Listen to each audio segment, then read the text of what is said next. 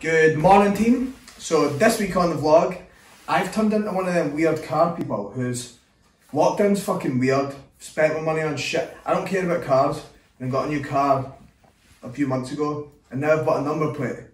So I'm now one of the wanky people that touches exhaust pipes and stuff. Really strange. If you're one of those people, get a life. But anyway, I bought this, and now I need to wait for my client to come put it on. And then I'm going to just drive around listening to DJ Rankin and Scooter and stuff. And if you're too young to know what that is, go look up shit dance music. But this is the first thing going on in the vlog. Everything else you'll see later is loads of fun. It'll just be me laughing at Vaughn attempting to model tomorrow, which is going to be bad. And probably taking my cat for a walk or something. Peace out.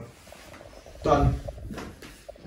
That better be in a good position. When I was young, it seemed that life was so wonderful, a miracle. Oh, it was. It is a lovely morning, slightly chilly, but it's nice considering it's going to be November and it's Scotland. I am going to go train push, and I'm training solo today because I don't know where the hell JJ is. He's broke his phone and can't answer.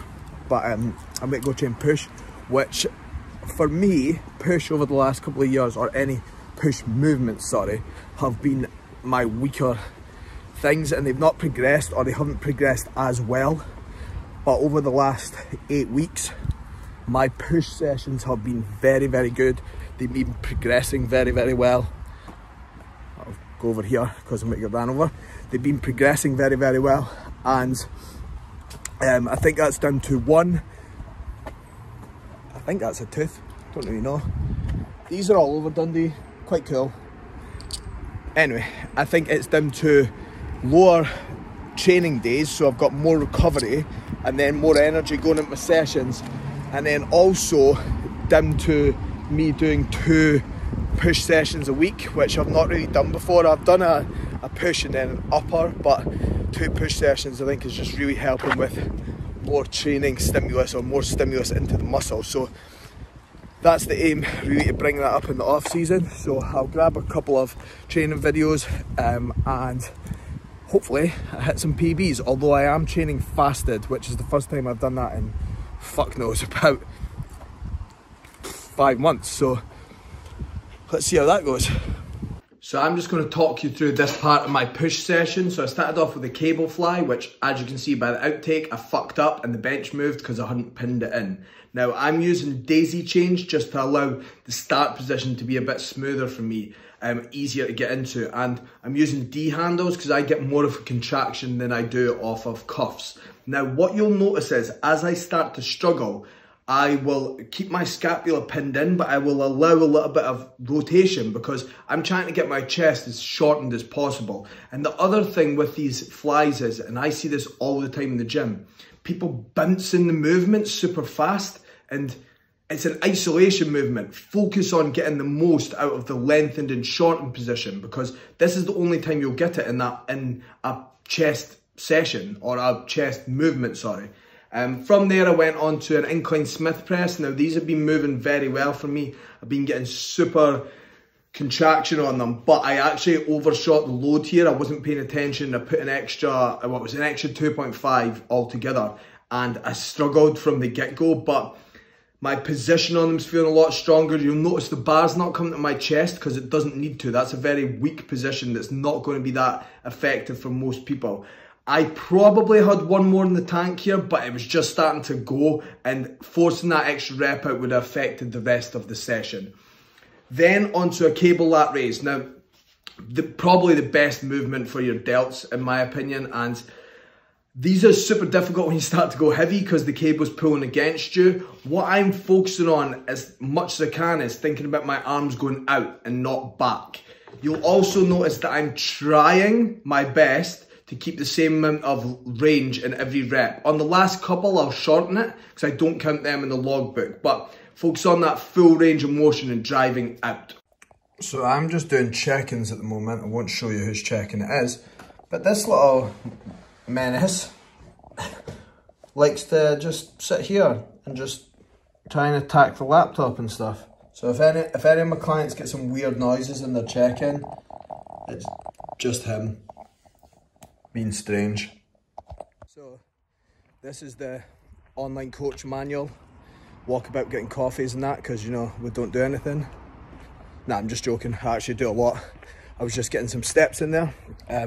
Although I'm having a real issue with steps now.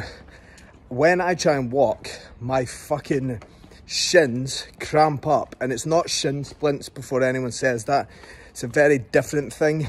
It's like what you can imagine when you do a leg extension and you get that horrible pump in your quads. Now, I'm getting that in my shins and my lower back when I try and walk. But it's so bad that, like, I've walked up the road to get a coffee there. It's probably at most a 3-minute walk, maybe a little bit more. It's probably taken me about 20 minutes. So if anyone has ever dealt with that before, please, please, please drop me a message. Let me know what it was and how they got over it. I've tried potassium, sodium, all that stuff. I've tried tracking everything else. I've tried taking 50 scoops of Hydromax, and unfortunately it does not work. An issue I've got is sometimes I have to walk from place to place and I can't do it. So anyway, that's enough about me and this exciting times.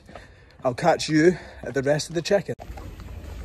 One of the best things about being on a gaining phase is my carbs are now at 500 grams, which isn't the highest they've been, but it's decently high. So loads of jam, tiger bread. This tiger bread's banging, by the way. Good volume. If you're dieting, this is good bread. Crumpets and bagels. Now, I get the thin bagels because I've got a massive appetite, so I can have 2 bagels instead of 1 for only a little bit more calories. So quite important. But yeah, the best thing about on a gaining phase is carbs go really high, and who the fuck does not like carbs?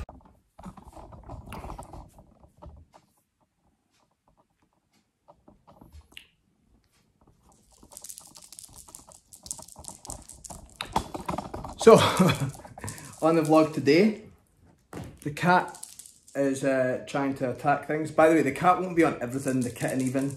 Robin keeps moaning at me for calling it the cat, but, you know, the kitten won't be on every week. It's just that Robin's away and he's attacking me. Another thing, by the way, if you don't wear Nike, what the fuck are you doing? Because some, like, good pricing, good style, way better than Adidas. This week has been, again, pretty solid. It's probably the first week where on my photos, the first week since my shoot, where on the photos I looked and I was like starting to get a little bit fluffier. But obviously part of the process, and it's not an issue overall. Like it's going to happen. Some people will be able to hold condition for longer than others, and I am, well, coming up for like 9 kilos up, basically weight to be 10 kilos up. So it's not really something I can be shocked about, but I did notice that in the photos a little bit, which you can see on the screen up here. Still looking good, don't get me wrong, I still feel good and the best I've felt at this weight, but I am starting to notice it. I reckon when we hit about 93, I'll probably be pushing the opposite end of potato, which is all good, and strength will be way up from where it was last time I was at that weight. The rest of the week, and also weight this week, sorry, I didn't say that, so my weight actually held. Calories are up, so now I'm up to both training and rest days are the same calories. Just obviously it makes it a bit easier as well, rather than having to think about what I'm doing each day. The only difference I will do is on my training days, I'll have a little bit more structure and I'll tend to focus on prioritising carbohydrates around the workout window, and then on my non-training days I will just go with a little bit more freestyle, so to speak, so I'll be a little bit more relaxed. I might not eat as many meals, but I'll go for like higher volume, just because I prefer that, to be honest. From a hunger standpoint, it works better for me, so that's how I'm looking at that. Training again last week was real solid.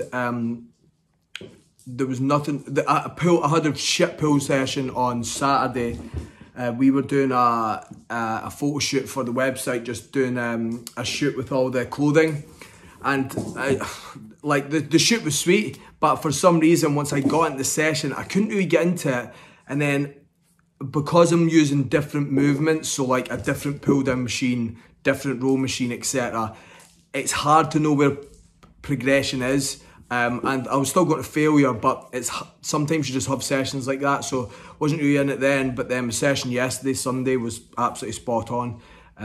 So there's no niggles or anything apart from my leg. I've got a bit of a niggle in my knee from the leg session last Tuesday, but apart from that, I am absolutely sweet. Like the lats feeling better, training's going well. The only thing I actually was saying yesterday on my check-in was the only thing that I can't activate as well as, or isn't progressing as well, are my arm movements, which are obviously the areas needing brought up. But I find that with triceps, a lot of cable movements, because of my lat being injured, as I'm trying to extend, my lat's just feeling it, and then anything bicep is the same. So when I'm trying to shorten my bicep, my lat's just killing. So I'm trying to really stay on top of that and just make sure that I don't get frustrated, because I know they will progress in the long run. This week coming up, absolutely nothing on the cards, just the case of I'll have just been hitting training hard and making sure that progression's there. What I have been doing is just taking longer in sessions, which is a bit mad, but just taking my time before I go. I know what areas need to take, what recoveries need for each muscle. Some need longer than others. And that is definitely helping.